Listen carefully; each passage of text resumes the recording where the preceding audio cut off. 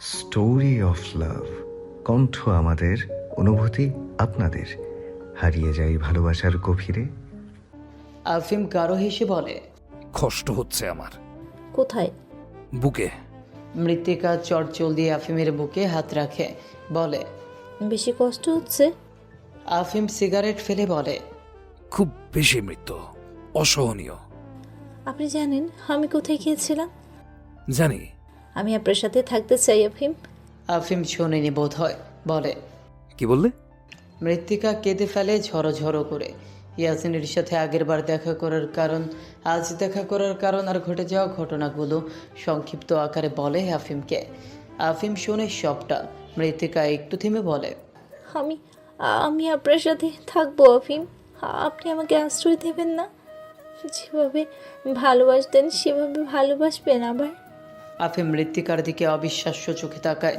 বিষয় হয় না মৃত্তিকার অকপট স্বীকারোক্তি। মৃত্তিকা আফিমের বুকে মাথা রেখে কেঁদে বলে ওঠে, আমার মনে হয় আমি আপনাকে ছাড়া বাঁচবো না। দেখুন, আপনাকে ছেড়ে চলে গেলাম আর জ্বরে বিছানায় পড়লাম। আপনার চিন্তায় আমার দু চোখ কালি পড়েছে। দেখুন, হাতটাও পুড়েই ফেলেছি উদাসীনতায়। আপনাকে ছাড়া আমার কিচ্ছু ভালো লাগে না আফিম, সব কিছু বিরক্ত লাগে। আফিম শুনুন না, আমার মনে হয় আমি আপনাকে ছাড়া আর কাউকে আমার জীবনে ঠাঁই দিতে পারবো না। হাফিম, হাফিম, আমি আমি আপনাকে কখনো দূরে সরাবো না। আফিম মৃত্তিকার ভেজা নেত্রপল্লবে আঙুল ছোঁয়াতেই টপ টপ করে অশ্রুকণা করায় কালবে। মৃত্তিকা চোখ বুঝে বলে, ইয়াসিনকে আমি প্রত্যাখ্যান করেছি শুধু আপনার জন্য। আপনার জন্য আমি আমার অতীত ভুলতে সক্ষম হয়েছি। আমাকে ফিরিয়ে দেবেন না। আপনার ভালোবাসা না পেলে আমি মরে যাব। আফিম মৃত্তিকার মুখ দু হাতের আজলায় তুলে নেয়। মেয়েটির ভেজা গাল মুছে দেয় সযত্নে। নরম কণ্ঠে বলে, হয়েছে, আর কাঁদে না, মাথা ধরবে এবার। আমি আপনাকে জড়িয়ে ধরি আফিম। আফিম মৃত্তিকার হাতের তালুতে গভীর চুমু এঁকে দেয়। মৃত্তিকার সুযোগ বুঝে আফিমকে জড়িয়ে ধরে, এমনভাবে জড়িয়ে ধরে যেন আফিম হারিয়ে যাচ্ছে। মেয়েটার বাচ্চামিতে হাসে আফিম, বলে, হাতে ব্যথা পাবে, আস্তে ধরো। মৃত্তিকা হেসে ফেলে। আফিমের মুখ পানে চেয়ে বলে, আপনাকে বুকের মাঝে লুকিয়ে ফেলি আফিম, কেউ না দেখুক। আপনি শুধু আমার থাকুন। বিছানার পায়েতে গা এলিয়ে বসে আছে আফিম। গা তার উদাম, মৃদু কাঁপছে সে। মৃত্তিকার মনোযোগ তার হৃদস্পন্দনের কারো শব্দে। আফিমের দৃষ্টিতে খুব শুকনো ঢোক গিলছে সে। মানুষটা আশ্চর্য রকমের সুন্দর, চোখ জোড়া চকচক করছে তার। মৃত্তিকার বলা কথাগুলো হৃদয়ে দাগ কেটেছে। একদম নিশ্চুপ হয়ে আছে আফিম। মৃত্তিকার মাথা বুক থেকে তোলে সে। মেয়েটা লজ্জায় জুবুথুবু হয়ে আছে।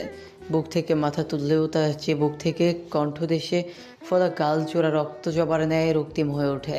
আফিম গাঢ় হেসে মন্ত্রমুগ্ধের মতো চেয়ে বলে, সবই বললে, শুধু ভালোবাসি বললে না। মৃত্তিকা চট করে তাকায় আফিমের পানে। দাঁত দিয়ে ঠোঁট কামড়ে হাসছে লোকটা। দৃষ্টি তার দিকে নিবন্ধ।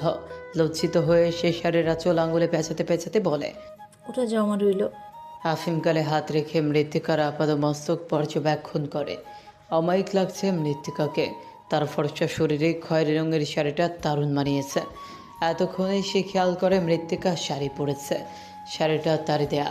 সেদিন যদিও পরেছিল, আফিম ভালো করে দেখেনি। রাগে অভিমানে কেন যেন নজর মেয়েটির দিকে ফেলতে ইচ্ছে হয়নি। মৃত্তিকার দিকে কেবল ভালোবেসে তাকানো যায়। শাড়ি পরেছ হঠাৎ? মৃত্তিকা লাজে আড়ষ্ট হয়। চোখের সামনে চলে আসা অবাধ্য চুলগুলোকে কানের পিঠে গুজে বলে, এমনি। চোখ ছোট ছোট করে ফেলে আফিম। খানিক ভেবে মুচকি হেসে বিদ্রুপাত্মক কণ্ঠে টেনে টেনে বলে, এমনি? মৃত্তিকা প্রত্যুত্তর করে না। আফিম উঠে দাঁড়ায়। উঠে দাঁড়ায় মৃত্যু নিচেও। আফিম ব্যালকনির গ্লাস মেলে দেয় ঘরের ধোয়া ছেড়ে ফেলার জন্য। গ্লাস সরিয়ে মৃত্তিকার কাছে এসে জিজ্ঞেস করে, খেয়েছ? না।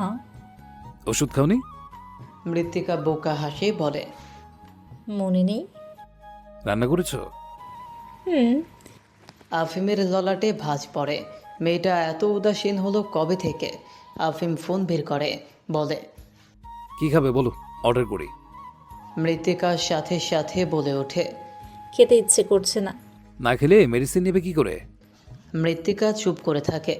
সহসা লাজ লজ্জা ভুলে বলে ওঠে। আমাকে কেমন লাগছে বললেন না তো? আফিম হতভম্ব। মৃত্তিকার আচরণ ভালো ঠেকছে না। কি তালগুল পাকিয়েছে কে জানে। ব্যগ্র পায়ে মৃত্তিকার নিকট এগিয়ে আসে সে। মৃত্তিকার কপালে শীতল হাত রেখে দুশ্চিন্তাগ্রস্ত কণ্ঠে বলে।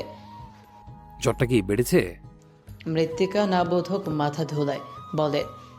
আমাকে ভালো লাগছে না? লাগছে। কতটা? যতটা ভালো লাগলে ভালোবাসতে ইচ্ছা করে ঠিক ততটা। লাচে রাঙা হয় মৃত্তিকা। আফিম তার চিবুক উঁচু করে। চোখের তৃষ্ণা মেটায় মৃত্তিকাকে দেখে। কতক্ষণ চেয়ে থাকে হিসাব নেই। বলে। সাজগোজ তো করনি? ডান হাত ঠিক হয়নি, তাই করতে পারিনি। এসো, আমি সাজিয়ে দিচ্ছি। আপনি পারবেন এসব? চেষ্টা করি। মৃত্তিকা বনে যায়। আফিম তাকে নিয়ে ড্রেসিং টেবিলের সামনে আসে। ড্রেসিং টুলে বসায় মৃত্তিকাকে। চিরুনি নিয়ে আশ্রে দেয় মেয়েটার দীর্ঘল লম্বা চুল। মৃত্তিকা মুচকে হাসে। নত হয়ে এসে মৃত্তিকার গলায় পাতলা সাদামাটা সোনার নেকলেস পরিয়ে দেয়। হাতে চুড়ি পরিয়ে দেয়।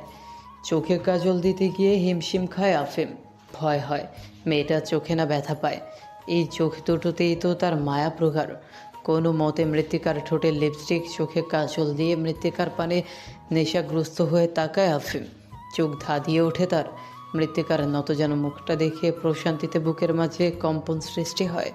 দিক বিদিক ভুলে মৃত্তিকার ঠোঁটের দিকে ঠোঁট এগিয়ে দিতেই মৃত্তিকা ছল করে নিজের মুখে হাতের উল্টো পিঠ চেপে ধরে।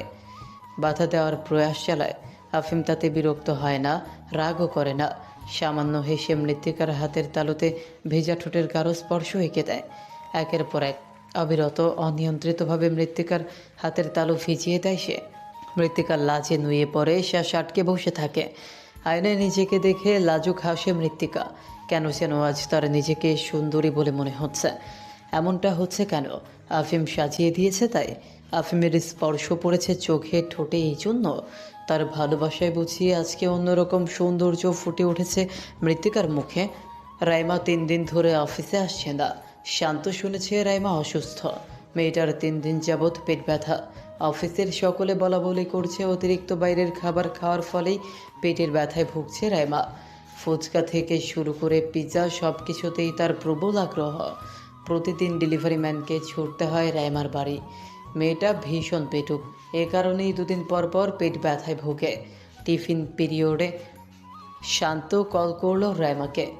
রাইমার সাথে সাথে কল তুলল।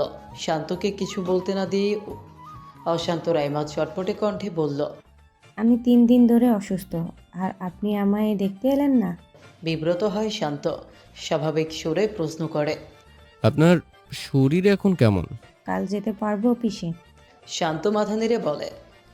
ও আচ্ছা, কাল তাহলে দেখা হচ্ছে। ওপাশ থেকে বিস্ফোরিত কণ্ঠে রাইমা বলে ওঠে। আপনি এমন কেন বলুন তো? আমি সত্যিই খুব অসুস্থ। আমার কি উচিত না আমাকে দেখতে আসা? আপনি তো এখন সুস্থ রাইমা। তো কোথায় উল্লেখ আছে যে অসুস্থ মানুষকেই দেখতে যেতে হবে? সুস্থ মানুষকে কি দেখতে আসা যায় না? আমি আপনার ফোনের অপেক্ষায় ছিলাম, আপনি একটা টেক্সটও পাঠালেন না আমায়। এটুকু ভদ্রতা নেই আপনার মাঝে। শান্ত হকচকিয়ে ওঠে, বলে। আপনার ঠিকানা তো আমি জানি না রাইমা। জেনে নিন, মেল করে অ্যাড্রেস দিচ্ছি, চলে আসুন। আব্বু আম্মুর সাথে দেখা করে যাবেন। আপনার কথা অনেক বলেছি, আমি অসুস্থ, আপনি না এলে খুব দুঃখ পাবো। শান্ত তড়িঘড়ি করে কল কাটে। এই মেয়ে বলে কি সুস্থ মানুষকে দেখতে তার বাড়ি যেতে হবে? এভাবে কি যাওয়া যায়? কাল তো আসবেই অফিসে, আজ দেখতে যেতে হবে কেন? এই 3 দিন শান্ত খুব করে অনুভব করেছে যে রাইমা না থাকলে কাজ করতে তার ক্লান্ত লাগে। ক্লান্তি, উদাসীনতা, অমনোযোগী এসে ঘিরে ধরে তাকে। অফ টাইমে বাচ্চা রাইমার পাকা পাকা কথা না শুনলে এনার্জি লস হয়ে যায়। ওই সময়টা একঘেয়ে পাংশে লাগে। শান্ত ভাবলেও সে যাবে রাইমার বাসায়। কারণটা খুব ছোট, মেয়েটা তার জুনিয়র। এই একঘেয়ে কর্মজীবনে একমাত্র রাইমাই শান্তকে উৎফুল্ল রাখে। কারোর সাথে মন খুলে কথা বলতে না পারলেও রাইমার সাথে টুকটাক কথা বলতে স্বস্তি পায় শান্ত। কেননা রাইমা তাকে জাজ করে না, কথোপকথন দীর্ঘ করার অনেক চেষ্টা করে। এতে শান্ত না চাইলেও অকপটে কথা বলতে স্বাচ্ছন্দ্য বোধ করে, আলাপ দীর্ঘ করতে হয়। লাঞ্চ টাইমে শান্ত ছুটে নেয় বসের থেকে। একটি ফুলের তোড়া নিয়ে রাইমার বলা ঠিকানাটাই আসে। রাইমার বাড়ি দেখে শান্ত হুঁশ হারায়। মেয়েটা যে ধনী তা বোঝেনি শান্ত। ঘটা করে জিজ্ঞেস করা হয়নি তার ব্যাকগ্রাউন্ড ঠিক কেমন। পরিবার নিয়ে খুব একটা কথা তোলে না রাইমা। শান্ত প্রশ্ন করে না, সচরাচর তার কাজ কেবল উত্তর দেওয়া।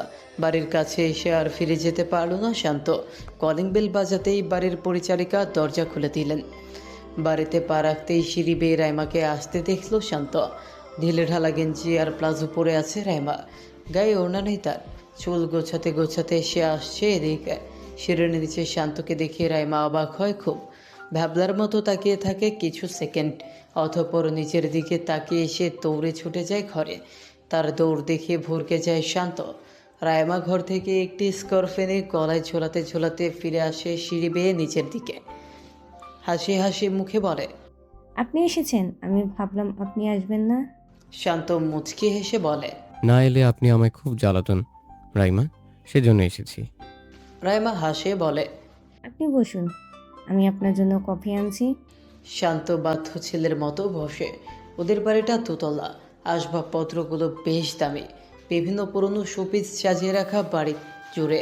বাড়ির বাইরে দামি গাড়ি দাঁড়িয়ে আছে। শান্তদের চেয়ে ওদের পারিবারিক অবস্থা ভালো। শান্তর বাবা নেই, মা আছে। তিনি ইদানিং অসুস্থ থাকে।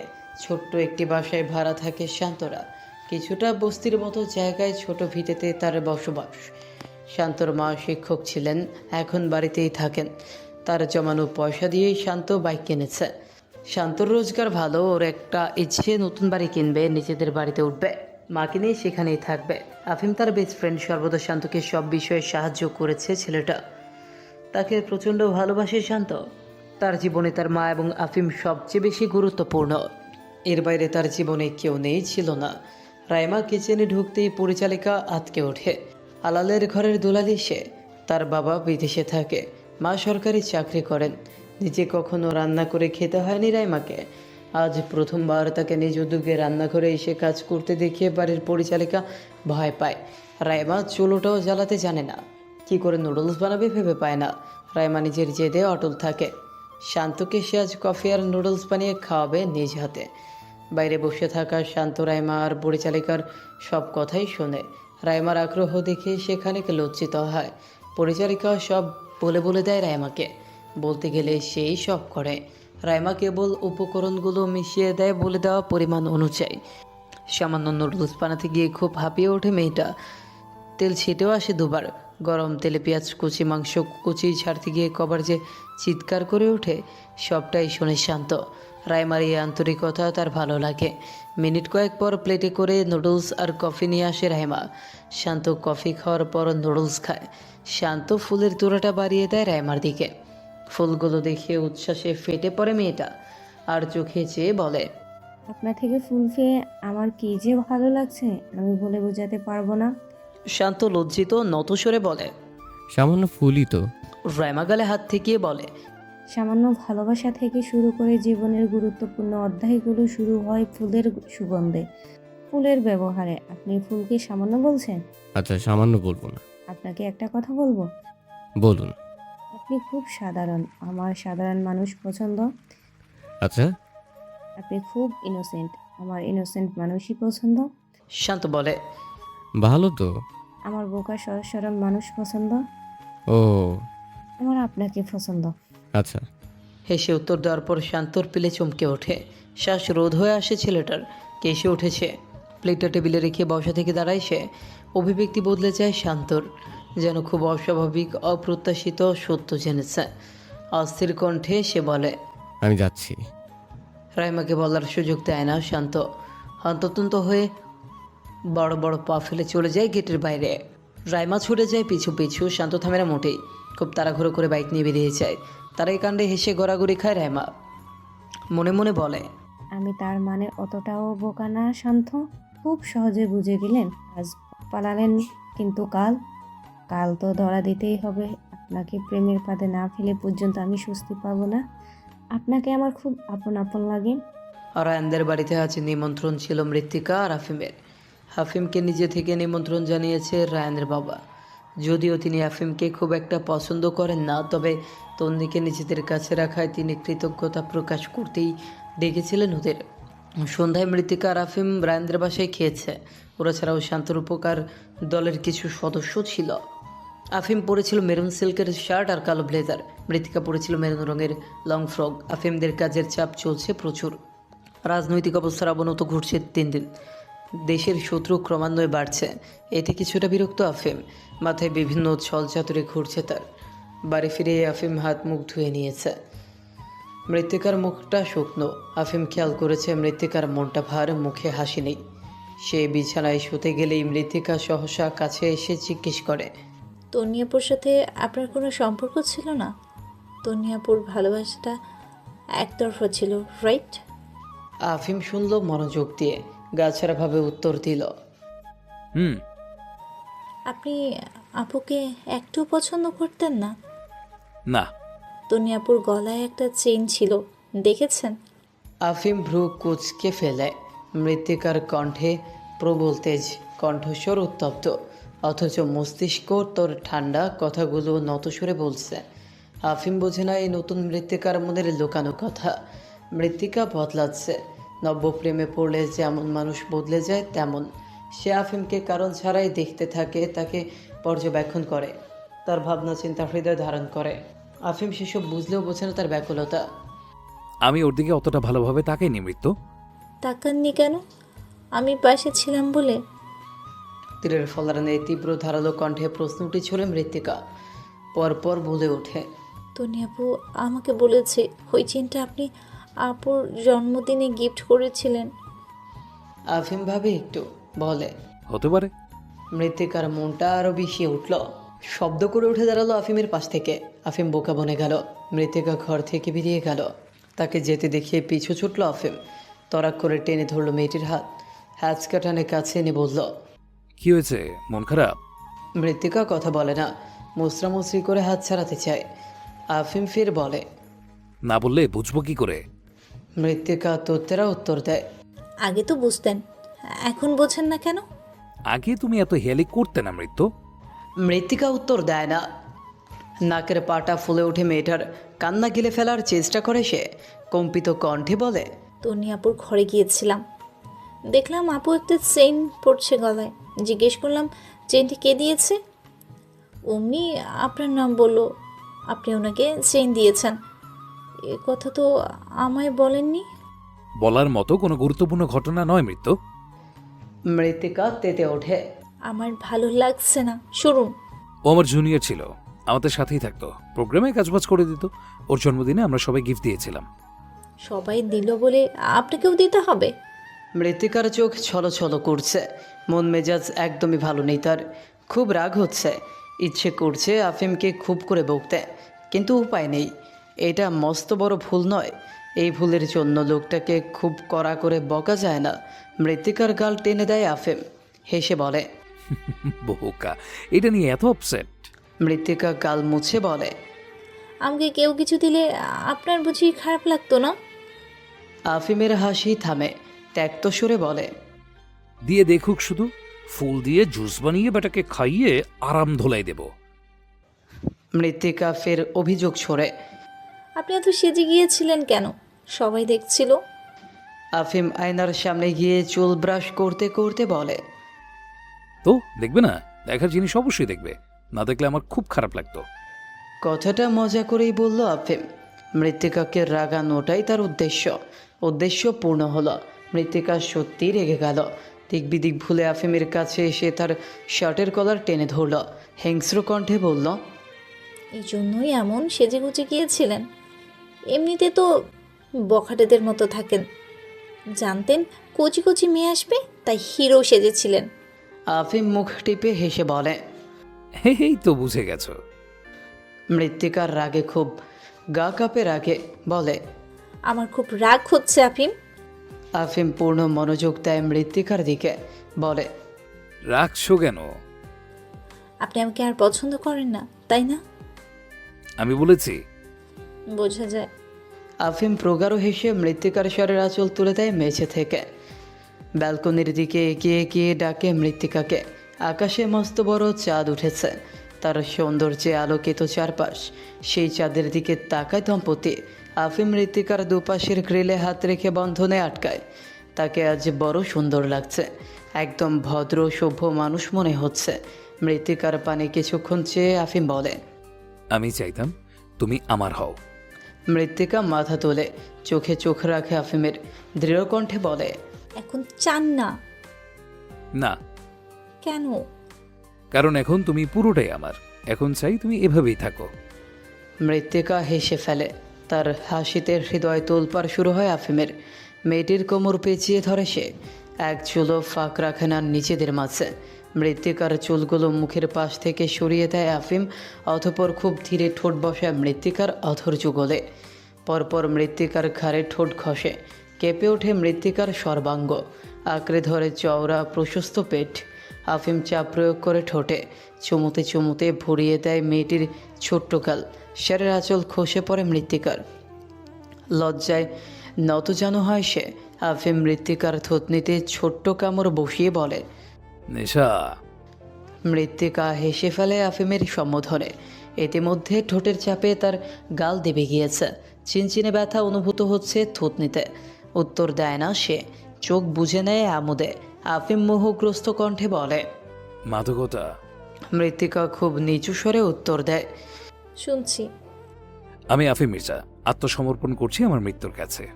তুমি আমায় গ্রহণ করলে আমি আমার এক জীবন তোমাকে দিলাম। এই এক জীবনের মৃত্যু ব্যতীত অন্য কোনো নারী থাকবে না। বলার পরপরই মৃত্তিকার শাড়ির কুচি খুলে ফেলে আফিম। লজ্জায় মৃত্তিকার গা হিম হয়ে আসে। আফিম হাসে মৃত্তিকার প্রতিক্রিয়া দেখে। মৃত্তিকার ললাটে শুষ্ক ঠোঁট ছুঁয়ে ফিসফিসিয়ে বলে, আমার মৃত্যু আমার প্রেম। মৃত্তিকার ঝলমলে বদনে পরশোয় আফিম। ছোট বাচ্চাদের যেভাবে আদর দিতে ইচ্ছে হয়, দেখলেই চুমু খেতে ইচ্ছে হয়, ঠিক সেভাবেই চুমুতে চুমুতে গাল ভিজিয়ে দেয় মেয়েটার। কোলে তুলে নিয়ে ঘরে ফেলে, বাতি নিভিয়ে দিয়ে মৃত্তিকার বুকে মুখ গুজে দিয়ে বলে, আম সরি। মৃত্তিকা বুঝতে না পেরে জিজ্ঞেস করে, কেন? তোমার সাদামাটা সাধারণ প্রেমিক হতে পারেনি তাই, কিন্তু তোমার সবচেয়ে ভরসার স্থানটি দখল করতে পেরেছি। তোমার ক্ষতবিক্ষত হৃদয় মেরামত করেছি, তোমার মনটাও ছিনিয়ে নেব। রাত 12টার দিকে আফিমের ফোনে একটি কল আসে। ফোনের কর্কশ শব্দে ঘুম আগে ভেঙে যায় মৃত্তিকার। আফিমকে জাগিয়ে দেয় সে। আফিম ঘুম ঘুম খোলা চোখে ফোনটা দেখে। নাম্বারটা পরিচিত ঠেকতেই কল তুলে সে। ওপাশ থেকে ক্রন্দনরত কণ্ঠে একটি মেয়ে কথা বলে ওঠে। তার কথা শেষ হতেই হোহানা করে আফিম কল কেটে দেয়। মৃত্তিকা জিজ্ঞেস করে, কলের মানুষটির কথা। আফিম উত্তর দেয় না, চুপ হয়েছে ছেলেটা। অনেকক্ষণ চুপ থেকে বিছানা ছেড়ে নামে সে। মধ্যরাতে আফিমকে এইভাবে উঠতে দেখে মৃত্তিকা বলে, কোথাও যাবেন? আফিম কাভার থেকে কালো শার্টটা বের করে পরে নিতে নিতে বলে, হ্যাঁ, বাইরে যাব, আজ ফিরবো না। মৃত্তিকা বিছানা ছেড়ে নামে, বলে, কোথায় যাবেন? মানিকগঞ্জ। ওখানে কেন? আফিম খুব ধীরে শার্টের হাতা ফোল্ড করতে করতে বলে, আমার মামা মারা গিয়েছে মৃত্যু। তার শেষ ইচ্ছে ছিল আমি যেন তার কবরে মাটি দিই। মাম্মা শেষ ইচ্ছেটা পূরণ করতে যাচ্ছি। মৃত্তিকার মাথায় বাজ পড়ে। আফিমের কণ্ঠে কাঁপুনি নেই, খুব সহজ স্বরে কথাটা বলে ফেলে লোকটা। আফিমের মাম্মা, অর্থাৎ যে পালিয়ে গিয়েছিল আশরাফ মির্জা আর আফিমকে রেখে, যে কিনা আশরাফ মির্জার অর্জিত সম্পদ নিয়ে তাকে তালাক দিয়ে অন্য কারোর সাথে চলে গিয়েছিল। এত এত অপবাদের মাঝেও মহিলার মৃত্যুর খবর শুনে মৃত্তিকার চোখ টলটল করে উঠল।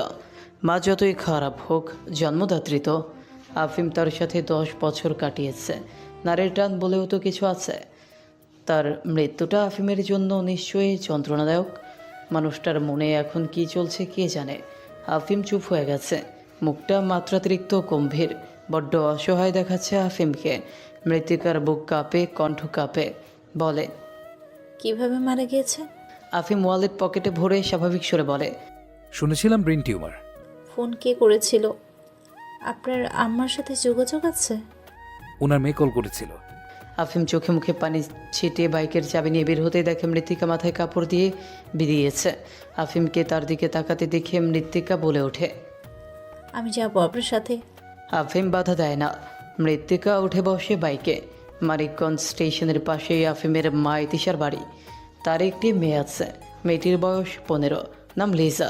ইতিশার স্বামী ব্যাংকের ম্যানেজার। আফিম আর মৃত্তিকা পৌঁছল যখন তখন হাসপাতাল থেকে মৃতদেহ বাড়িতে আনা হয়েছে। বাড়ি ভর্তি মানুষ। হাহাকার ছড়িয়ে পড়েছে সর্বত্র। একটি ছোট্ট মেয়ে হাউমাউ করে কাফনে জড়ানো হিমশীতল দেহ জড়িয়ে কাঁদছে। একটি মধ্যবয়স্ক লোকও কাঁদছে। মৃত্তিকা বুঝতে পারে ইতিশার বর্তমান স্বামী নিয়ে আর কান্না করা মেয়েটি ওনাদের মেয়ে। বাড়িটা ছমছমে, কান্নার আওয়াজ তীব্র। আফিম সবাইকে সরিয়ে লাশের সামনে আসে। লিজা আফিমকে দেখে ছুটে আসে, জড়িয়ে ধরে আফিমকে, কেঁদে কেঁদে বুক ভাসিয়ে বলে, ভাইয়া, আম্মু নেই ভাইয়া, আমার মরে যেতে ইচ্ছে করছে ভাইয়া। মেয়েটি যেভাবে আফিমকে দেখে ছুটে এসেছে তাতে মনে হলো আফিমকে সে ভালোভাবে চেনে। তার সাথে আফিমের সম্পর্ক খুব স্বাভাবিক অথবা খুব সুন্দর, কিন্তু আফিমের অভিব্যক্তিতে তা স্পষ্ট বোঝা গেল না। সে মেয়েটিকে ধরল না, সান্ত্বনা দিল না, কোনোরূপ শোক প্রকাশ করল না, কেবল ঠান্ডা মাথায় লাশটিকে পরখ করে বলল। কখন মারা গিয়েছে? মেয়েটা কাঁদতে কাঁদতে বলে, 11টায়, কোথায় কবর দেওয়ার ব্যবস্থা করা হয়েছে? বড় মসজিদের পাশে। আফিম আশপাশে চেয়ে বলে, আমি বসি, সময় হলে বলো, কবরস্থানের দিকে রওনা হব। আফিম খুব স্বাভাবিক। মায়ের মৃত্যুতে সে শোকাহত নয়। মেয়েটির হাত থেকে নিজেকে ছাড়িয়ে নিয়ে সে পাশের একটি চেয়ারে বসে। মহিলারা গুনগুন করে কান্না করছে। এরা হয়তো ইতিশার বর্তমান স্বামীর আত্মীয় স্বজন। আফিম সবাইকে দেখে খুব সূক্ষ্ম নজরে। সবার আর্তনাদ, বিশেষ করে ছোট্ট মেয়েটির করুণ দশা দেখে মৃত্তিকাও নিঃশব্দে কেঁদে ফেলে। অনেকেই তাদের দিকে অদ্ভুত চোখে তাকায়। লিজা মেয়েটি আফিমের পাশে বসে বলে, ভাইয়া, তুমি আম্মুকে দেখবে না?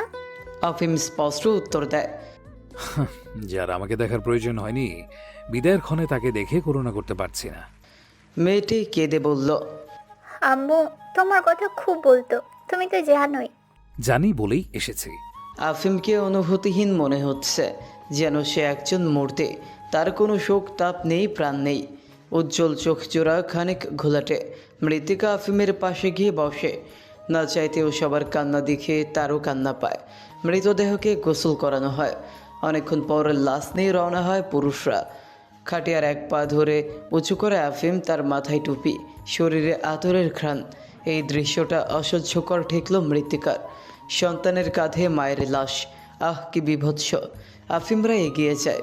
মৃত্তিকা সবার সাথেই বাড়িতে থাকে। ভোরের দিকে আফিম সহ বাকিরা ফিরে আসে। আফিম আর মৃত্তিকাকে আলাদা একটি ঘর দেওয়া হয়। লিজা কান্না করতে করতে অজ্ঞান হয়েছে দুবার। দাঁত কপাটে লেগে গিয়েছিল। আফিম ঘর আটকে দিতে মৃত্তিকা হামলে পড়ল আফিমের বুকে। শক্ত করে জড়িয়ে ধরল নিষ্ঠুর মানুষটাকে। আফিম ঘরটাকে পরখ করে একটি ছবি পেল দেয়ালে। মৃত্তিকার মাথায় হাত বুলিয়ে বলল, তোমাকে আসতে বারণ করেছিলাম, ঘুম হলো না, কান্না করলে শরীর খারাপ হবে তো। মৃত্তিকা তার অবান্তর কথা এড়িয়ে গিয়ে বলে, আপনি কি একটুও কষ্ট পাচ্ছেন না আফিম? না, আমার খুব কষ্ট হচ্ছে। আমি দেখেছি আপনার আম্মুকে, খুব সুন্দর ছিলেন, তাকে আপনার মতোই দেখতে। আফিম ধপ করে বসে পড়ল বিছানায়। মুষ্টিবদ্ধ হাত কপালে ঠেকিয়ে চোখ বুঝে নিল আলগোছে। মৃত্তিকা চুপচাপ তার পাশে বসে রইল। আফিম হঠাৎই মৃত্তিকার দিকে রক্তিম চোখে তাকিয়ে বলল, মাথায় হাত বুলিয়ে দাও মৃত্যু, আমার এই ঘরটাকে ভয়ঙ্কর লাগছে। আফিমের মুখে কথাটা শুনে চমকালো আফিম। ভয়ঙ্কর লাগছে। আফিম ভয় পায়। ভয় বলে কোনো বস্তু আছে তার ডিকশনারিতে? সহসা ছেলেটা ভয়াতুর চোখে আশপাশ থেকে গভীর কণ্ঠে বলে, আমার ভয় করছে মৃত্যু, আমি মাম্মাকে দেখতে পাচ্ছি। মৃত্তিকা অবাক হয় আফিমের বাচ্চামিতে, বলে, কি বলছেন আপনি? আমি ওনার মুখ দেখিনি, তবুও এখন দেখতে পাচ্ছি। এই ভয়টাই পাচ্ছিলাম আমি, এই ভয়টাকে শেষবার দেখিনি। হ্যালুসিনেশন হচ্ছে আপনার? আফিম বোঝে তার চোখে মুখে ক্লান্তি, হৃদয় তোলপার। আফিমের চোখচোরা রক্তিম হচ্ছে কান্না আটকে রাখার ফলে। তাকে প্রচণ্ড অস্থির, উন্মাদ দেখাচ্ছে। শক্ত মজবুত দেহটা রাত পেরিয়ে যেতেই নুয়ে যাচ্ছে। শক্ত আবরণ মিশে যাচ্ছে কোলাহলের চাপে। মৃত্তিকার কোলে মাথা রাখে আফিম। মৃত্তিকা আফিমের চুলে হাত ডুবিয়ে দেয়। আলতো স্পর্শে মাথার চুল নাড়ে। আফিম চুপচাপ শুয়ে থেকে মৃত্তিকার পেটে মুখ গুজে দেয়। কোনো নড়চড় করে না ছেলেটা, টু শব্দও করে না। কিছুক্ষণ পরেই তলপেটে তপনের স্পর্শ পেতেই মৃত্তিকার সর্বঙ্গ ঝলসে ওঠে। আফিম কাঁদছে, তার চোখের পানিতে ভেসে যাচ্ছে মৃত্তিকার ফ্রক। মানুষটা কাঁদতে জানে। একটু আগে না বললো কষ্ট হচ্ছে না, এখন কাঁদছে লোকটা। তার কান্নায় শব্দ নেই, কেবল এই যন্ত্রণা মিশে আছে।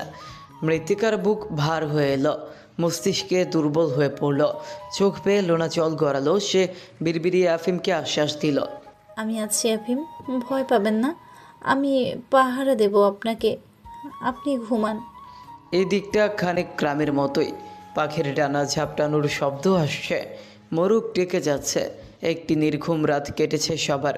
মৃত বাড়িটা ভীষণ ভয়ঙ্কর লাগছে। গুনগুন করে কান্নার আওয়াজ রাতে আরও ভয়ানক শোনায়। আফিম ঘুমায়নি। সে বিড়াল ছানার ন্যায় পেটে মুখ গুছিয়ে শুয়ে আছে। চোখ মুখ মলিন দেখাচ্ছে তার। সকালের স্বচ্ছ আলো মুখে এসে পড়তেই আফিম বলে, কয়েক বছর আগে আমি মাম্মার খোঁজ পেয়েছি, কিন্তু কখনো তার সামনে যাইনি আমি। কখনো তাকে দেখার ইচ্ছেও জাগিনি। ঘৃণা হতো, রাগ হতো। এখন কেন সেই রাগ ঘৃণা আমার চোখের পানিকে অবরুদ্ধ করতে পারছে না মৃত্যু? মৃত্তিকা দীর্ঘশ্বাস ফেলে বলে, কারণ মানুষটা আর নেই। আপনার রাগ ঘৃণা সব নিয়ে পালিয়েছে। শেষবেলায় তিনি অনুতপ্ত ছিলেন মৃত্যু। কিভাবে বুঝলেন? লিজা মাস 6 আগে আমার সাথে দেখা করে নিজের পরিচয় জানায়। লিজা আমার সৎ বোন। ওকে দেখার পর আমি কোনো প্রকার সিম্প্যাথি দেখাইনি, বরং ওকে আমি টোটালি ইগনোর করেছি, রাগ দেখিয়ে তাড়িয়ে দিয়েছিলাম। দলের একজনের কাছ থেকে লিজা আমার নাম্বার জোগাড় করেছিল। বারবার আমাকে ফোন করে বলতো মাম্মা অনুতপ্ত, বেশি দিন বাঁচবেন না, অসুস্থ থাকছেন সবসময়। অনুতাপে পড়তে পড়তে শেষ হয়ে যাচ্ছেন তিনি। লজ্জায় আমার সাথে দেখাও করতে পারেন না। লিসা জানায় শেষবেলায় এসে তিনি আমাকে নিজের পাশে চান। সব শুনেও আমি তার প্রতি আগ্রহ দেখাইনি মৃত্যু। তার ডাক শুনিনি। লিসা প্রায় ফোন করে আমার খবর জানতে চাইতো। আমি বুঝতাম ফোনটা লিসা করেনি, করেছেন উনি। আমার খোঁজ নিতে উনি লিসাকে ব্যবহার করেছেন। আমিও বারবার লিসাকে রাগ দেখিয়েছি, বোন বলে কোনো রকম মায়া দেখায়নি। মাম্মাকে যেখানে আমি ঘৃণা করি, সেখানে তার মেয়ের প্রতি কিভাবে আমার মায়া কাজ করবে? আমি লিসাকে অপমান করেছি বারবার, তবুও আমাকে ভাই বলে ডেকেছে। আমি এসবের জন্য অনুতপ্ত নই। এখনো আমি লিসাকে ভালোভাবে দেখছি না। আমি মাম্মাকেও ক্ষমা করব না।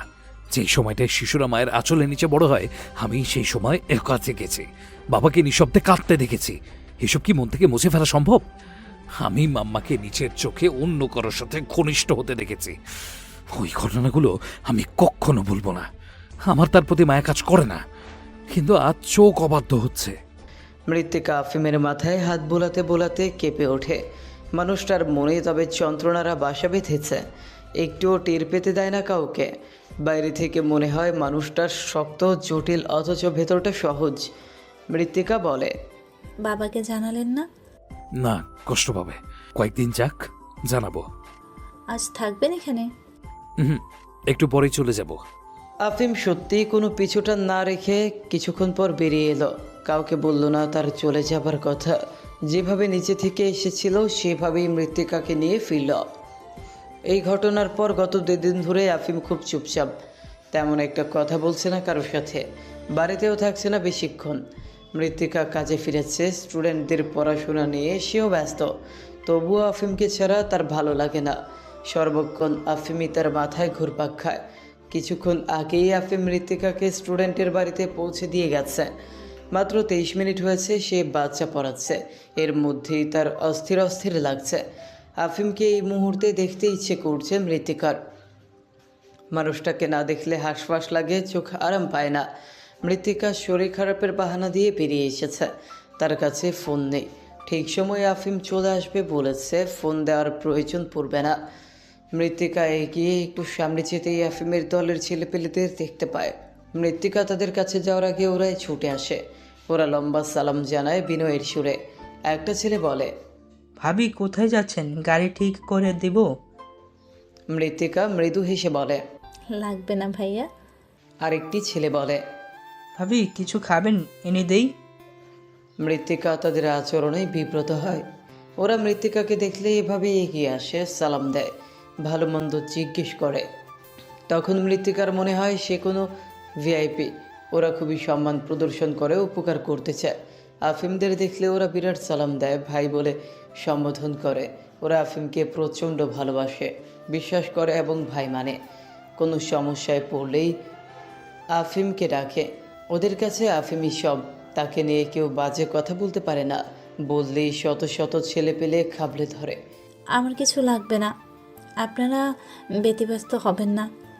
আপনাদের ভাইকে একটু কল করবেন, আমার কাছে ফোন নেই। সাথে সাথে একটি ছেলে আফিমকে কল দেয়। আফিম কল তোলে। নতুন একটা কেসের ডকুমেন্ট পৌঁছে দেবার কথা আগামীকাল। তা নিয়ে একটু দৌড়ঝাঁপ চলছে। মৃত্তিকাকে পৌঁছে দিয়ে দোকানে ঢুকেছে। গরম ধোয়া ওঠা চা এক হাতে তুলে বেঞ্চে বসেছে। এরই মাঝে দলের ছোট ভাইয়ের কল আসে। বলো। ভাই ভাবি আমাদের সামনে আপনার সাথে কথা বলবে। আফিম চিন্তায় পড়ে যায়। মেয়েটাকে মাত্র রেখে আসলো, রাস্তায় কি করছে? কিছু হলো নাকি?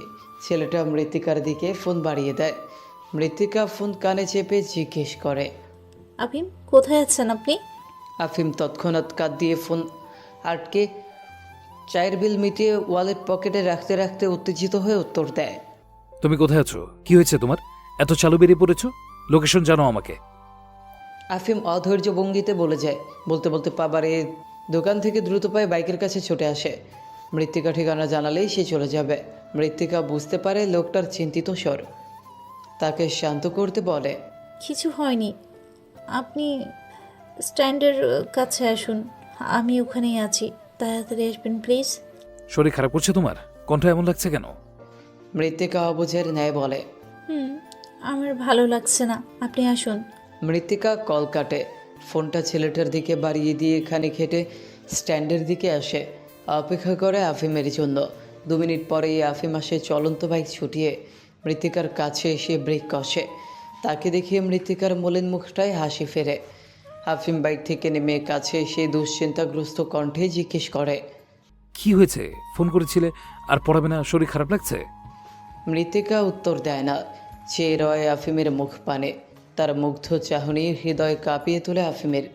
মৃত্তিকা কম্পিত স্বরে বলে, কিছু হয়নি, আপনাকে আমার খুব দেখতে ইচ্ছে করছিল, মনে হচ্ছিল অনেকক্ষণ ধরে আপনাকে দেখি না, খুব হাসফাস লাগছিল। মৃত্তিকার সরল কথাগুলোই তপ দেখিল আফিম। মেয়েটার ভাবভঙ্গি বোঝা দেয় এই তো আধ ঘন্টা আগে মৃত্তিকার সাথে দেখা হলো। এরই মাঝে মেয়েটা তাকে দেখার জন্য উতলা হয়ে উঠেছে। তার চোখ চূড়ায় বলে দিচ্ছে আফিমকে দেখতে না পেরে তারা কতটা বিষণ্ণ, কতটা অস্পষ্ট।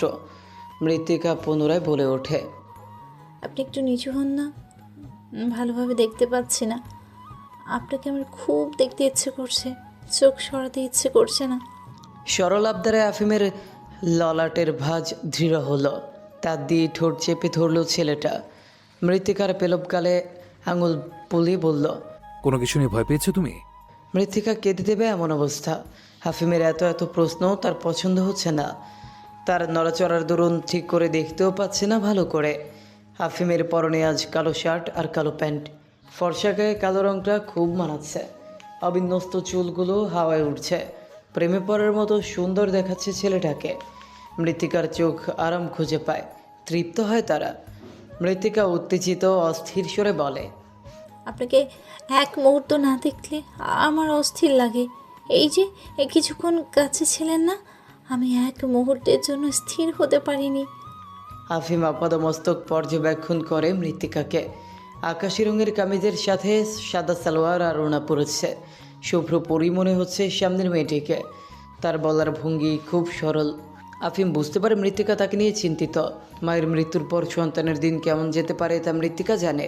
সে হয়তো ভাবছে আফিম কষ্টে আছে আর সেই জন্যই এত দুশ্চিন্তা করছে। আফিম ফুস করে শ্বাস ফেলে বলে, আমি ঠিক আছি তো বোকা, এত চিন্তা করছো কেন?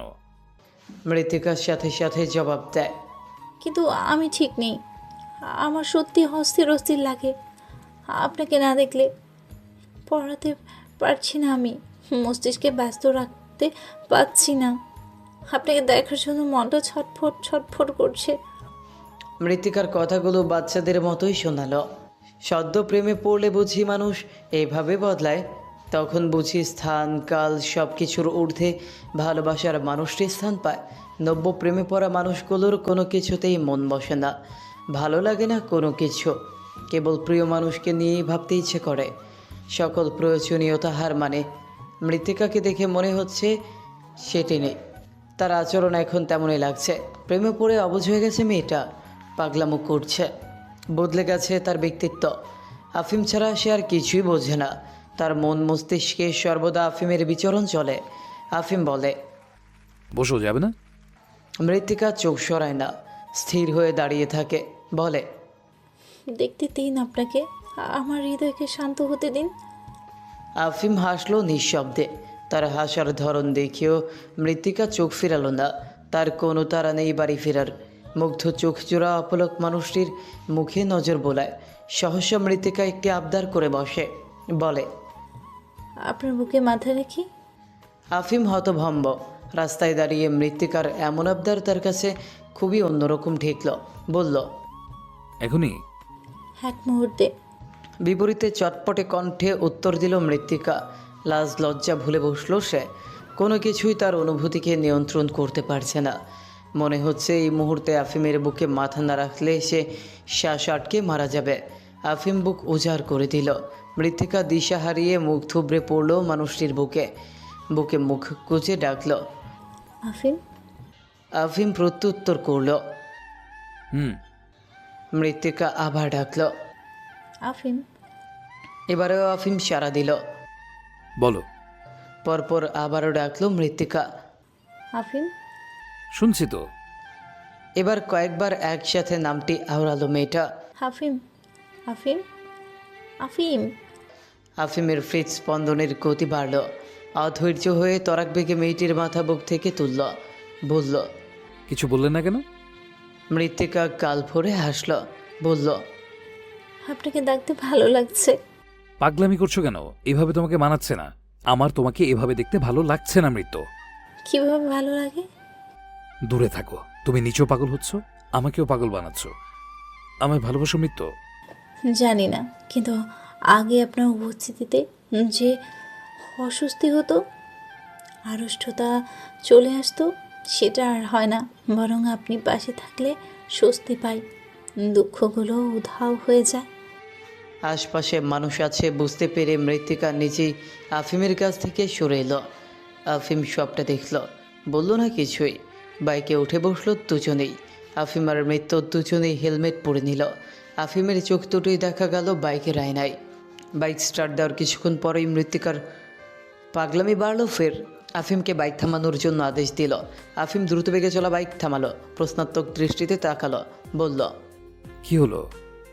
আপনি ভিসুরটা নামান, আপনাকে দেখতে পাচ্ছি না, মুখ খুলুন। আফিম এবার রীতিমতো ভরকে গেল। মেয়েটার মাথায় সমস্যা দেখা দিল। কয়েকদিন আগেও তাকে দেখতে পারতো না, আর এখন তাকে না দেখে থাকতে পারছে না। মৃত্তিকার এত মনোযোগ আফিমের হজম হয় না। সে মৃত্তিকাকে ভালোবাসে, এ কথা সত্য, কিন্তু মৃত্তিকা থেকে বাড়াবাড়ি রকমের মনোযোগ আগ্রহ সে চায়নি। মৃত্তিকা লজ্জা পেত, দূরে সরাতো, ঘৃণা করত, এসবেই অভ্যস্ত ছিল আফিম। বখাটেদের প্রতি মৃত্তিকার ধারণা, মৃত্তিকার মনোভাব সব কেমন বদলে যাচ্ছে। মেয়েটা তার উপর নির্ভরশীল হয়ে পড়ছে। ভাবতেই ঘাম ঝরছে আফিমের গা বেয়ে। সহ্য হচ্ছে না এইসব। মৃত্যু, কি? এমন করো না। কেমন? এইভাবে তাকাবে না। আমার চোখগুলো বড্ড অবাধ্য, ওরা শোনে না তো। আফিম ধমকে ওঠে, বলে, মার খাবে তুমি। আপনি যখন আমায় দেখেন আমি কিছু বলি? আফিম গম্ভীর থেকেই বলে, এটা ছেলেদের সহজাত। সুন্দরী মেয়ে বলেই তাকিয়ে থাকে, তুমি তাকাবে কেন? আপনিও তো সুন্দর। তাই বলে লাজ লজ্জা ভুলে তাকিয়ে থাকবে? বিশ্বাস করুন, আমার প্রচণ্ড লজ্জা লাগছে, কিন্তু সেই লজ্জার চাইতেও প্রাধান্য পাচ্ছে চোখের শান্তি। মৃত্তিকা আজ আফিমকে যেতে দিল না কোথাও। আফিমের দিকে ফ্যাল ফ্যাল করে তাকিয়ে রইল পুরোটা দিন। তার নজর সরে না। সংকোচহীন নির্বিঘ্নে মেয়েটা দেখে আফিমকে। আফিম বোঝে মৃত্তিকার এই গাঢ় অনুভূতির মাত্রা। তারও তো প্রথমে এমন হতো, এখনও হয়, কিন্তু সে আত্মসংযম হারায় না। মৃত্তিকাকে সময় দেয়, তার পাশে থাকে, যেন মেয়েটাই নিজেকে আফিমের নিকট সমর্পণ করে। এখন মৃত্তিকা যখন তাকে ভালোবাসে, কাছে আসার ইচ্ছে পোষণ করছে, তখন আফিমের ভয় বাড়ছে। এতটা ভালোবাসা কি তার ভাগ্যে আছে? মৃত্তিকা নামক আগুন সুন্দরীর মন জয় করার মতো বিরাট কারবার তার দ্বারা হলো। সে ভেবেছিল মৃত্তিকা তাকে ভালোবাসতে পারবে না, যদি না সে ভালো হয়। অথচ আফিম ভালো না হলেও মৃত্তিকা তার মন প্রাণ উজাড় করে দিয়েছে। এতে অবশ্য আফিম নিশ্চিত হয়েছে যে মৃত্তিকা তাকে নিঃস্বার্থভাবে ভালোবাসে। তার পদমর্যাদা, তার রোজগার, এসবকে মৃত্তিকা পরোয়া করে না। মৃত্তিকা আজও শাড়ি পরেছে। ইদানিং সে ঘন ঘন শাড়ি পরছে। আফিমের সামনে এসে ঘুরঘুর করছে। আফিম চেয়েও নজর ফেরাতে পারে না। দৃষ্টি থমকে যায়, দম আটকে আসে। মৃত্তিকাকে সেই অবাধ্য কামনা বোঝে, বুঝলে এমন দুষ্টুমি করতো। গলদা চিংড়ি রান্না করেছে মৃত্তিকা। খাবার টেবিলে আফিম বসে আছে, পাশেই দাঁড়িয়ে আছে মৃত্তিকা। আফিম মৃত্তিকাকে দেখে বলল। তুমি খেয়েছো? মৃত্তিকা মাথা নাড়ে বলে, পরে খাবো। হাতের ব্যথা কমেছে দেখি? আফিম ভাত মাখাতে মাখাতে মৃত্তিকার বাড়িয়ে দেওয়া হাতটা দেখল। হাতের চামড়া উঠে নতুন চামড়া ওকে দিচ্ছে। কালো হাতটা এখন কিছুটা আসল রূপে ফিরেছে। আফিম মৃত্তিকাকে পাশের চেয়ারে বসালো, লোকমা তুলে ধরলো মৃত্তিকার মুখের সামনে। মৃত্তিকা খাবার গিলে বলল, রান্না কেমন হয়েছে বললেন না তো? এর আগেও মৃত্তিকার হাতের রান্না খেয়েছে আফিম। চেটে পুটে খেয়েছে মৃত্তিকার দক্ষ হাতের খাবার। সেভাবে তারিফ না করলেও ভাবভঙ্গিতে বুঝিয়েছে খাবার ভালো হয়েছে। মৃত্তিকা জিজ্ঞেস করে না এইসব। আজ মেয়েটা সত্যিই পাগল হয়ে গেছে। ভালো হয়েছে? আর একটু দেবো? আফিম ধমকে উঠল, ত্যক্ত সুরে বলল। বাড়াবাড়ি করছো মৃত, তুমি তোমার নিজস্বতা হারাচ্ছ। মৃত্তিকা ভ্রু কুচকে বলল। আপনার তাই মনে হচ্ছে? আফিম হতাশ সুরে বলে, আমি আমার মৃত্যুকে চাই, তোমাকে আমার অচেনা লাগছে। এতদিন আপনি দূরত্ব কমাতে চাইতেন, আমি ঠেলে দিতাম, পালিয়ে বেড়াতাম। আজ আমি যখন আপনার কাছে আসছি, আপনার খেয়াল রাখছি, তখন আপনি দূরত্ব বাড়াতে চাইছেন। আফিম মৃত্তিকার মুখে লোকমা তুলে দিয়ে বলে, আমার মনে হচ্ছে তুমি জোর করে সবটা মানিয়ে নেবার চেষ্টা করছো, করুণা করছো আমাকে। মৃত্তিকা শুনল, টলমলে হয়ে উঠল তার আখি জোড়া। ভাঙা কণ্ঠে মৃত্তিকা বলল, আমার চোখের দিকে তাকান। আপনার মনে হয় আমার চোখে মিথ্যে আছে, করুণা আছে? আফিম দেখল মেয়েটার টলটলে চোখ জোড়া, চেয়ে রইল ক্ষণকাল। হাত বাড়িয়ে চোখে পুরো আঙুল চেপে ধরতে জলপ্রপাত বয়ে গেল। আফিম কিছু বলার আগেই মৃত্তিকা উঠে গেল। মৃত্তিকা ঘুমিয়েছে। রাত 2:30 বাজে। চারপাশ নিশ্চুপ। মৃত্তিকার ভারী শ্বাসের শব্দ শোনা যাচ্ছে। বুকের ওঠানামায় স্পষ্ট বোঝা যাচ্ছে সে গভীর নিদ্রায় তলিয়েছে। আফিম খুব ধীরে নিঃশব্দে উঠল বিছানা ছেড়ে। কাভার্ডের নির্দিষ্ট স্থান থেকে পিস্তল বের করল সে। সিল্ক শার্টের উপর ডিপ ব্লু স্যুট পরল, হাতে ব্র্যান্ডের দামি ঘড়ি পরে জেল দিয়ে চুলগুলো সেট করে নিল নিখুঁতভাবে। ধারালো ছুরিটি গুছিয়ে নিল বেল্টের ফাঁকে। বুটপুর মৃত্তিকার কাছে এলো, তার চুলগুলোকে গুছিয়ে দিল সযত্নে। অতঃপর সতর্ক হয়ে পা বাড়ালো ঘর ছেড়ে। দুর্ভাগ্যবশত আফিমের ফোনে দেয়া অ্যালার্মের শব্দে চেতনা ফিরে মৃত্তিকার। আফিম তাড়াহুড়ো করে অ্যালার্ম বন্ধ করে। একটু নড়ে চড়ে ওঠে মৃত্তিকা। ফের ঘুমানোর জন্য মস্তিষ্ককে স্থির করতেই আফিমের বুটের শব্দে ঘুমের গভীরতা কেটে যায়। আরও কয়েকবার শব্দ হতেই চোখ মেলে মৃত্তিকা। বিছানা হাতড়ে আফিমকে খোঁজে। আফিমের শক্তপোক্ত দেহটাকে না ছুতে পেয়ে উঠে পড়ে মৃত্তিকা। লাইট জ্বালিয়ে ব্যালকনিতে ছুটে যায় সে। ভাবে আফিম হয়তো সিগারেট খেতে ব্যালকনিতে গিয়েছে, কিন্তু সেখানে আফিমের অস্তিত্ব নেই। মৃত্তিকা গ্রিলে হাত রেখে নিচে ঝোঁকে। তখনই পরিপাটি চিরচেনা আফিমকে নজরে পড়ে তার। ললাটে ভাঁজ দেখা দেয় মৃত্তিকার। কুচি তোলে দৌড়ে বেরিয়ে আসে বাইরে।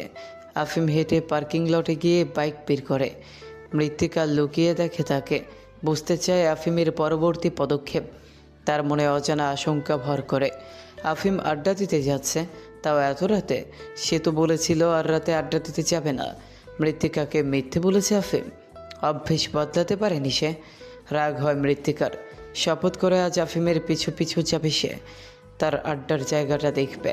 আফিমকে বলে আড্ডা দিতে ছুটে যায় নাকি নেশাদ্রব্য পান করে সেটাও দেখবে। আফিমদের বাড়ির ড্রাইভারটা রাতে কিচেনের পাশের ছোট্ট রুমটায় ঘুমায়। লোকটার পরিবার নেই। দিনরাত তার আফিমদের বাড়িতেই কাটে। মৃত্তিকা প্রথমবার তার ঘরের সামনে আসে। নিচু স্বরে কাকাকে ডেকে তোলে, অতঃপর বলে, আফিম কোথাও যাচ্ছে কাকা? আমি ওর পিছু নিতে যাই, আমাকে একটু পৌঁছে দেবেন? ড্রাইভার কাকা মালিকের হুকুম মানতে বাধ্য। ঘুম ছেড়ে ফেলে সে গাড়ির দিকে আসে। আফিম বের হতেই সে মৃত্তিকাকে গাড়িতে বসিয়ে পিছু পিছু অনুসরণ করে। আফিম ধীরে সুস্থে বাইক চালাচ্ছে। রাত গভীর বলে রাস্তায় যানবাহন নেই, রাস্তা ফাঁকা। একটি বাইক ও একটি গাড়ি ছুটে যাচ্ছে পিচঢালা রাস্তায়। মৃত্তিকার কেমন যেন লাগছে। আফিমকে কি সে সন্দেহ করছে? এটা করা ঠিক হচ্ছে? আফিম জানলে নিশ্চয়ই রাগ করবে। এত রাতে নিরাপত্তাহীনভাবে ঘোরাফেরা করায় চোটপাট করবে। মৃত্তিকা নিজের কৌতূহলী মনকে দমায় না। বড় শ্বাস টেনে এগিয়ে যায়। একটি বড় সড়ো মাঠের সামনে এসে আফিম বাইক থামায়, নেমে হেঁটে যায় কিছু দূর। মৃত্তিকা ও কাকাকে রেখে শাড়ির কচি তুলে এগিয়ে যায় আফিমের পেছনে। আফিম খুব দ্রুত যাচ্ছে, মৃত্তিকাও ছুটছে তার পিছু। আফিমের কানে ইয়ারপিস বলে শব্দ শুনছে না। চারদিকের উঁচু প্রাচীর গোডাউনের মতো বিরাট ঘরটাকে ঢেকে রেখেছে। প্রাচীরের চারপাশে কয়েকটা স্বাস্থ্যবান লম্বাটে দেহের পুরুষ পিস্তল হাতে নিয়ে দাঁড়িয়ে আছে। তাদের দৃষ্টি তির্যক। আফিমকে দেখে তারা পা উঁচু করে শব্দ করে হাত কপালে ঠেকিয়ে সালাম জানালো। আফিমকে দেখে ওরা লোহার গেটটা খুলে দিল। আফিম মাথা নেড়ে সালামের উত্তর দিল। সে প্রাচীরের ভেতরটায় ঢুকে পড়তেই ওরা গেট লাগিয়ে দিল। বিষয়টাই ভারী অবাক হলো মৃত্তিকা।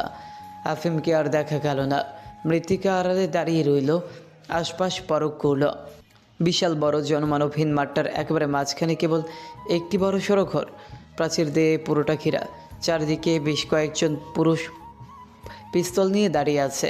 একটি কাকপক্ষীর দেখা পাওয়া গেল না। মৃত্তিকার ভয় বাড়ল। দাঁড়িয়ে রইল আফিমের ফেরার অপেক্ষায়। আফিম ফিল্ড রুমের ফ্লোরের সিক্রেট রুমটায় ঢুকেছে। আইটি সেক্টরের মানুষদের সাথে তার মিটিং। এই সিক্রেট রুমটায় আইটির সকল কাজ সম্পাদন হয়। এখানে আসার অনেক আগেই আফিম ফোন অফ রেখেছে। তার দুটো ফোন, একটি ফোনের নাম্বার আইডি কাউকে দেওয়া হয়নি। ফ্লোরের ওপরে বাকি সব জুনিয়ররা কাজবাজ করছে। মৃত্তিকা অনেকক্ষণ ধরে দাঁড়িয়ে থেকেও আফিমের হদিশ পেল না। বিরক্তি আর আশঙ্কায় সে এক সময় না পেরে প্রাচীরের কাছে এলো। সরাসরি লোকগুলোকে বলল, আমি ভেতরে ঢুকতে চাই। গেটের কাছের লোকগুলো একে অপরের দিকে তাকালো। মাঝরাতে এই সরকারের সিক্রেট রুমে একজন সাধারণ নারীকে দেখে তারা রেগে উঠল। বলল, কি চাই? মৃত্তিকা দোনামোনা করে বলল, সাফায়েত আফিম মির্জাকে খুঁজছি, তিনি ভেতরে আছেন। লোকগুলো ভয় পেল। এই গভীর রাতে সাধারণ মানুষের আগমন কোনো স্বাভাবিক বিষয় নয়। মেয়েটা কি দেশশত্রু? আফিম মির্জাকে ফলো করে সরকারি কার্যক্রমগুলোর সন্ধান করছে, সিক্রেট এজেন্টদের পরিচয় খুঁজে বের করছে। ওরা ভাবে না এক মুহূর্ত। কিছু একটা স্প্রে করে বাতাসে, সাথে সাথে অজ্ঞান হয়ে যায় মৃত্তিকা। মৃত্তিকাকে টেনে হিঁচড়ে ভেতরে নিয়ে আসে ওরা। সবটাই জানায় বসকে। ওরা সন্দেহ করে মৃত্তিকাকে, অপরাধী ভেবে ভুল করে। ফিমেল এজেন্ট আজ নেই, মেয়েটার বডি চেক করতে হবে। কোনো প্রকার বেআইনি অস্ত্র, গোপন ক্যামেরা আছে কিনা জানতে হবে। নইলে খুব সহজেই এখানকার সকল এজেন্টের মুখোশ খুলে যাবে, নিরাপত্তা লঙ্ঘিত হবে। দেশের শত্রুরা জেনে যাবে সবার পরিচয়। তাদের গোপন কার্যক্রমগুলো সম্পর্কে জেনে সতর্ক হয়ে যাবে। দেশের অপরাধীদের আর ধরা যাবে না। বসের কথা মতো ছেলেগুলো মৃত্তিকার জ্ঞান ফেরায়। তার আগে মৃত্তিকার হাত পা বাঁধে, মুখে টেপ লাগিয়ে দেয়। মৃত্তিকা সবাইকে দেখে খুব ভয় পায়। ঠক ঠক করে কাঁপে তার ছোট্ট দেহ। আতঙ্ক চোখে পানি জমে মেয়েটার। ছটফট করে সে। বস বলে ওঠে, চেক করো, হয়তো সাধারণ মানুষ সে যে আমাদের কোচ করছে। ছেলেগুলো এগিয়ে আসতে নিলে মৃত্তিকা আরও ঘাবড়ায়। ছটফট করে সে, হাত পা মোচড়ায়, ছোটার চেষ্টা করে। মুখ দিয়ে অস্ফুটে শব্দ করে। তার শব্দ পৌঁছে যায় নিচের সিক্রেট রুমে। আফিমের কানে শব্দ আসতেই সে ছোট ছোট সিঁড়ি বেয়ে ওপরে উঠে আসে। ফ্লোরের টাইলস উঁচু করে বেরিয়ে আসে। আর তখনই মৃত্তিকার ভয়ার্ত চেহারা দেখতে পায় আফিম। মৃত্তিকাও আফিমকে দেখে নড়চড় বন্ধ করে। স্থির হয়ে যায় সে, তাকিয়ে রয় রুদ্ধ চোখে। বাঁচার ক্ষীণ আশা খুঁজে পায়। ছেলেগুলো আফিমের কোমরের দিকটায় হাত বাড়াতেই আফিম চেঁচিয়ে ওঠে, বলে, স্টপ, ডোন্ট টাচ হার। ওরা থেমে গেলে ওদের বস রেগে বলে। ঘরের কোণগুলোয় ছড়িয়ে ছিটিয়ে থাকা পাহারাদারগুলো বন্দুক তাক করে তৈরি হয়ে নিল খুব দ্রুত। মৃত্তিকা ভয়ে ঘামছে, হাঁপাচ্ছে সে। আফিম চোখ পাকিয়ে করা স্পষ্ট সরে দুই প্যান্টের পকেটে হাত গুজে বলে, don't shoot her, she is mine. মৃত্তিকার অর্ধচেতন দেহটাকে পাজা কোলে তুলে মাঠ দিয়ে হেঁটে চলেছে আফিম। মৃত্তিকার ওজন কম, তাকে নিয়ে এত বড় মাঠটা পাড়ি দিতে একটুও কষ্ট হলো না আফিমের, বরং সযত্নে নরমভাবে ধরে রাখলো মেয়েটাকে। মৃত্তিকার জ্ঞান আছে, হুঁশ আছে, তবে মুখ থেকে কথা বের হচ্ছে না। ঘরে আছে সে, কিছুই বুঝতে পারছে না।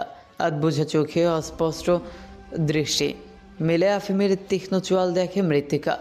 শুষ্ক ঢুক গিলে খুব আস্তে বলে ওঠে, পানি খাবো আফিম, পিপাসা পেয়েছে। আফিম শুনল, পায়ের গতি বাড়ালো, ছুটে এলো বাইরে, দেখলো বাড়ির গাড়িটা রাস্তায় দাঁড়িয়ে আছে। বুঝলো মৃত্তিকার আসার বাহন এটি। কাকাকে বলে এক বোতল পানি আনলো আফিম। মৃত্তিকাকে ব্যাক সিটে শুইয়ে তার চোখে মুখে পানি ছেটালো, কিছুটা পানি খাইয়েও দিল। বেশ কিছুক্ষণ পর মৃত্তিকার পুরোপুরি সম্বিত ফিরে। হুশ আসতেই সে ঝাঁপিয়ে পড়ে আফিমের বুকে, ভীতস্বরে বলে, আপনি না এলে ওরা আমাকে মেরে ফেলতো। আফিম স্বাভাবিক স্বরে বলল। কিচ্ছু হয়নি, শান্ত হও। মৃত্তিকা খানিক সময় নিলেও শান্ত হতে। ঠক ঠক করে কাঁপছে সে। প্রথমবার এতগুলো মানুষের তোপের মুখে পড়ায়, বন্দুকের নল তার দিকে তাক করায় সে ঘাবড়ে গিয়েছে। এখনও শরীর কাঁপছে। কাকাকে তাকাতে দেখে আফিম বলল, আপনি একটু বাড়ি যান কাকা, মৃত্তিকার সাথে আমার একটু কথা আছে। আপনি দেখুন দোকান খোলা আছে কিনা, থাকলে কিছু খেয়ে আসুন। কাকা চলে গেল। মৃত্তিকাকে বুকের মাঝে আবদ্ধ করলো আফিম। ধীরে ধীরে মৃত্তিকার কাঁপুনি থেমে গেল, ফোপানো বন্ধ হলো। মৃত্তিকার রয়ে শয়ে বলল, আপনি আপনি আমায় ঠকিয়েছেন। আফিম কিছুই বলল না, শান্ত হয়ে মৃত্তিকার মুখ পানে চেয়ে রইল। মৃত্তিকা ফের বলল, আপনি খুব বাজে আপনি। আপনি আমাকে মিথ্যে বলেছেন, ঠকিয়েছেন আমাকে, আমায় ভুল বুঝিয়েছেন, ভুল দেখিয়েছেন। মৃত্তিকা কথা বলতে গিয়ে হাঁপিয়ে উঠছে। ইতিমধ্যে সে জেনে গেছে আফিমের পরিচয়। আফিম নিজেই বলেছে সে undercover agent, field operator, সরকারের হয়ে কাজ করে, পরিচয় গোপন রেখে। ব্যাস এতটুকু শুনেই জ্ঞান হারিয়েছিল মৃত্তিকা, শরীরের ভর ছেড়ে দিয়েছিল। মৃত্তিকা আফিমের বুকে ক্রমাগত কিল বসিয়ে কেঁদে বলে, আপনাকে আমি মারতে পারছি না, সহ্য হচ্ছে না আপনাকে। আমি আমি আপনাকে বিশ্বাস করছিলাম, আপনি আমায় জানাননি, মিথ্যে পরিচয় দিয়েছেন। বলেই ডুকরে কেঁদে ওঠে মৃত্তিকা। আফিম বলে, আমাকে বলতে দাও মৃত্যু। কি বলবেন আপনি? আমায় একটি বার জানালেন না কেন? কেন আমায় মিথ্যে মায়াজালে ডুবিয়ে রাখলেন? আফিম ফোঁস করে শ্বাস টানে, শরীরে আটকে রাখা অস্ত্রগুলো একে একে বের করে। মৃত্তিকা সেসব দিকে গুটিয়ে যায়। আফিম পুরোটা ব্যাখ্যা করে। তার পরিচয় কাউকে জানানোর নিয়ম নেই পরিবার ব্যতীত। আফিম তার বাবাকে জানায়নি, কারণ এই পেশা আশরাফ মির্জার পছন্দ নয়, কোনো কালেই ছিল না। আফিম বখাটে সেজেছে, তাতেও আশরাফ মির্জা অসন্তুষ্ট। আফিম চেয়েছিল বাবার মনে এই বখাটে পরিচয়টাকে উপস্থাপন করবে। যে পরিচয়টা লোকটার ঘৃণা চলে আসবে, অমনি আসল পরিচয়টার কথা জানাবে, তাতে অন্তত বাবা কিছুটা সন্তুষ্ট হবে। বখাটে পরিচয় থেকে এজেন্টের পরিচয়টা তার ভালো লাগবে, সে মেনে নিবে। এছাড়া মাস্তানি করাটাও আফিমের প্রিয় হয়ে উঠেছে। দলের লোকদের সে ভালোবাসে, তাদের সাথে আফিম মিলেমিশে থাকে। এখন ওদের ছাড়া আফিমের যেমন চলে না, আফিমকে ছাড়াও ওরা অচল। এই দলটা গড়ে তুলতে অনেক পরিশ্রম করতে হয়েছে। এই পরিচয়টা তাকে শান্তি দেয়। আফিমের সাথে আশরাফ মির্জার সম্পর্ক ভালো না। আফিম চেয়েছিল সময় সুযোগ বুঝে বলবে, মৃত্তিকাকেও বলতে চেয়েছে, কিন্তু আফিম চেয়েছিল মৃত্তিকা বখাটে প্রেমিককেই ভালোবাসুক, কোনো স্বার্থ ছাড়াই আফিমকে কাছে টানুক। মৃত্তিকা সব শুনে বোঝে। আফিম মৃত্তিকার দুহাত নিজের মুঠোয় নিয়ে শুষ্ক ঠোঁট ছোঁয়া মেয়েটার হাতের পিঠে নরম সুরে বলে, একা এইভাবে কেউ আসে? ভয় নেই তোমার? মৃত্তিকা নাক টানে, আঁচল দিয়ে চোখ মুছে বলে, যার বর মাস্তান, তার আবার ভয় কিসের? সরি মৃত্যু। মৃত্তিকা মুখ ফিরিয়ে নিল, বলল, আমি আপনাকে মাফ করব না। আফিম সিটে গায়ে এলিয়ে দিল। দুজনেই চুপ রইল। আফিম চোখ বুজে নিল, হার মেনে নিল। বোধহয় মৃত্তিকা কিছুক্ষণ আফিমের ক্লান্ত মুখে চেয়ে থেকে দূরত্ব কমালো। আফিমের গালে এক হাত রাখলো সে। তার শীতল হাতের স্পর্শে আফিম চোখ মিলল। মৃত্তিকা নিখাত কণ্ঠে বলল, আপনি আমায় ভালোবাসেন না, তাই না? বাসি তো। কতটা? ভালোবাসা পরিমাপের যন্ত্র নেই, ভালোবাসার ওজন মাপা যায় না। কিন্তু অনুভব তো কারণও যায়। আফিম বুঝল না। মৃত্তিকা জিভ দিয়ে ঠোঁট ভিজিয়ে বলে, আপনাকে ছোঁয়া যাবে আফিম? আফিম নিঃশব্দে সামান্য হাসল, ঠোঁটের কোণ প্রসারিত হলো। মৃত্তিকা তার পাতলা ঠোঁট জোড়া এগিয়ে এনে আফিমের গাল ছুঁয়ে দিল খাড়া নাকটাও। অতঃপর দুহাতে আফিমের মুখ তুলে আফিমের গালে মুখ ডুবিয়ে রাখলো অনেকক্ষণ। গাড়িটার ভেতর কেবল দুজনের ভারী শ্বাসের শব্দ শোনা গেল। আফিম মৃত্তিকার মাথায় হাত বুলিয়ে বলল, রাগ কমেছে? হুম। আপনার রাগ কমানোর জন্য আমি কি আমার প্রয়োজনীয় পদক্ষেপ গ্রহণ করতে পারি? মৃত্তিকা মাথা নত করে লাজুক হাসল। আফিম গাঢ় হেসে মেয়েটির থুতনি চেপে ধরে লাজেরাঙা মুখটা তুলল। মৃত্তিকার ঠোঁটের ঠোঁট ছুঁয়ে দিল খুব গভীরভাবে। কেঁপে উঠল মৃত্তিকা। তার কোমরটাকে নিচতে হেঁটে নিয়ে আফিম ফিসফিসিয়ে বলল, মৃত্যু আমার, তার দেহ, মন, মস্তিষ্ক সবই আমার। আমার, আমার আর কেবলই আমার।